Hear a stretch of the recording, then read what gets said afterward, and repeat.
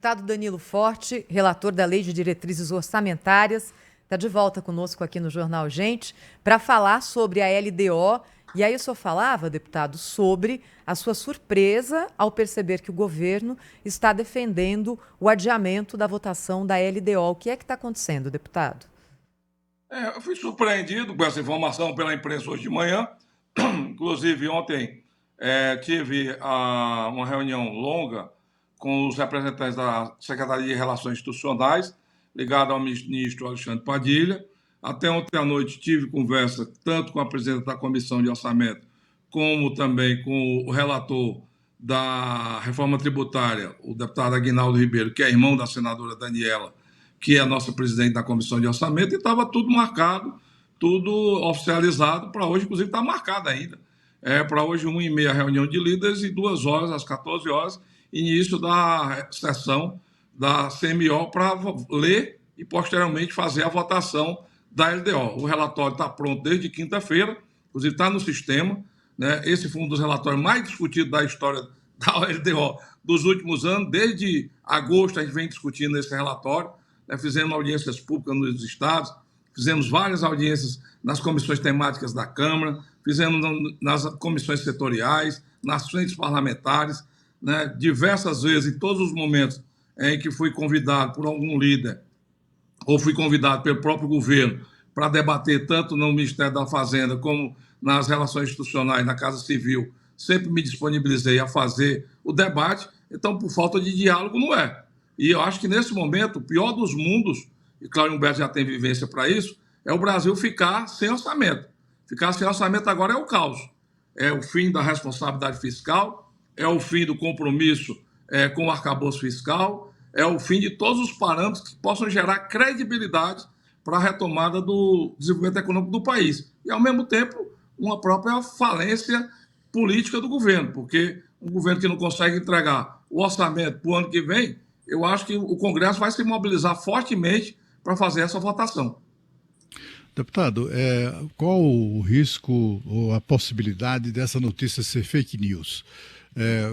Ou não? Ou o senhor já confirmou junto ao governo que procede?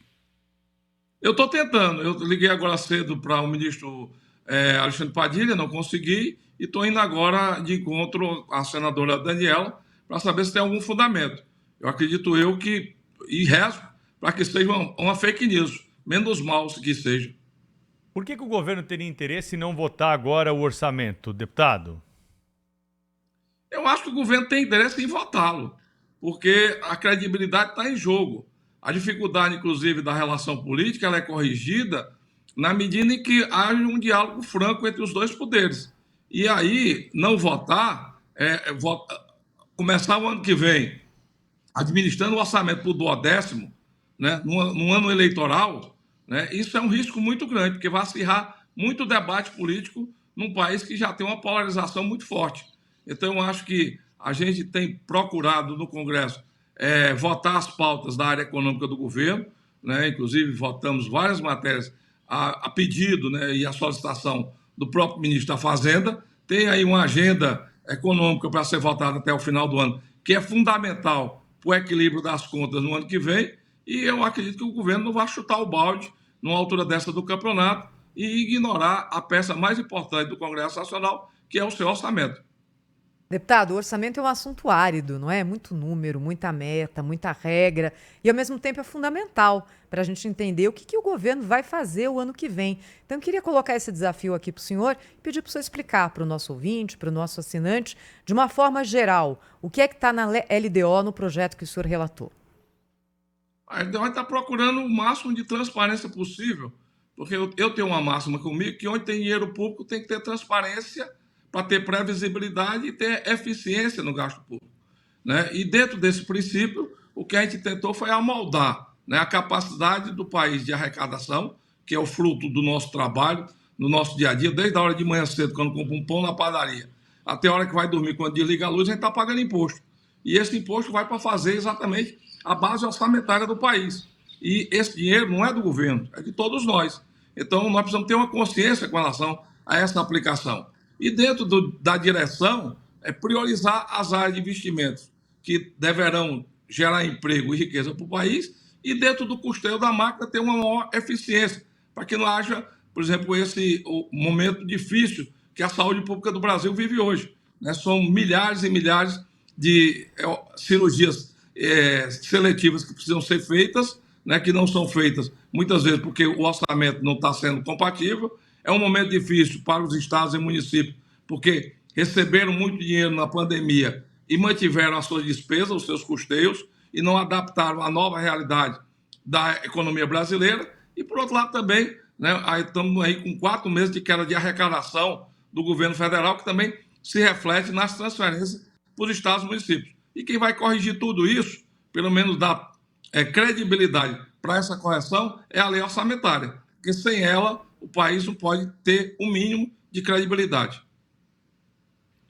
Deputado, eu queria, voltando um pouco sobre essa jogada mais recente do governo, né, que aparentemente pretende não votar ou pedir o adiamento da votação da LDO. O senhor falou que sem a LDO o governo começaria o ano governando por duodécimo. Eu queria que o senhor explicasse para nós qual a jogada que está por trás disso. Quer dizer, o governo, portanto, terá aquela decisão discricionária para destinar recursos para quem quiser, sem obedecer necessariamente à lei orçamentária. É isso? Eu queria que o senhor explicasse o que seria governar por duodécimos. Você tem como base o que foi ofertado para o parlamento como a proposta do governo, e em cima disso você pode dividir por 12 meses do ano, né, priorizando o pagamento do custeio, que é o custo da máquina administrativa, salário de funcionário, energia, transporte, combustível, telefonia, todos esses custos que são o custo da máquina, e também excepcionalizar alguns pagamentos, que aí fica a livre critério do governo em priorizá-los, já que não tem uma determinação clara, por lei, do que é prioridade nos pagamentos. O Poder Executivo tem o arbítrio de poder definir quais serão essas prioridades. E dentro dessas prioridades, no ano político, o senhor sabe que isso pode gerar, inclusive, muitos descontentamentos. Então, isso vai criar um problema muito sério para a relação entre o Poder Legislativo e o Poder Executivo. Nós estamos conversando ao vivo no Jornal Gente agora com o deputado Danilo Forte, que é o relator da Lei de Diretrizes Orçamentárias de 2024 do Brasil. Deputado, e em relação às emendas, o que o senhor pode dizer para nós? O Congresso vai ficar mais poderoso no ano que vem, se a LDO passar como está o texto hoje? O Congresso, ele é um poder, e como um poder, ele tem a obrigação, inclusive o parlamento foi criado no mundo para fazer a lei orçamentária, para fazer a lei que regia, inclusive, o rei e a rainha na Inglaterra. Foi daí que originou o parlamento. E dentro dessa construção, né, nós temos os espaços que são oriundos da discricionalidade do próprio Poder Executivo, que tem os seus programas de governo. Está aí o programa Minha Casa Minha Vida, está o programa Bolsa Família, está aí o programa do PAC, né, que são os programas do Poder Executivo, como também tem as emendas parlamentares. E é necessário e é natural que nessas emendas parlamentares haja uma orientação por parte do parlamento. Quando foi em 2014, que eu fui o relator da LDO naquela época, nós criamos a emenda individual impositiva, porque naquela época os deputados da oposição sequer empenhavam as suas emendas, não tinham espaço nenhum para ter um diálogo, né, para ter um contraditório dentro do parlamento brasileiro. Por quê? Porque a máquina do Poder Executivo era tamanha que fazia a cooptação pela entrega das emendas. Aí sucederam vários escândalos e a gente criou as emendas individuais impositivas exatamente para carimbar o nome do parlamentar que estava fazendo aquelas indicações. Posteriormente, as emendas de bancada, que são as emendas dos estados, também ganharam uma impositividade, ou seja, elas são obrigatórias de ser executadas, tanto as emendas parlamentares individuais como as emendas de bancada.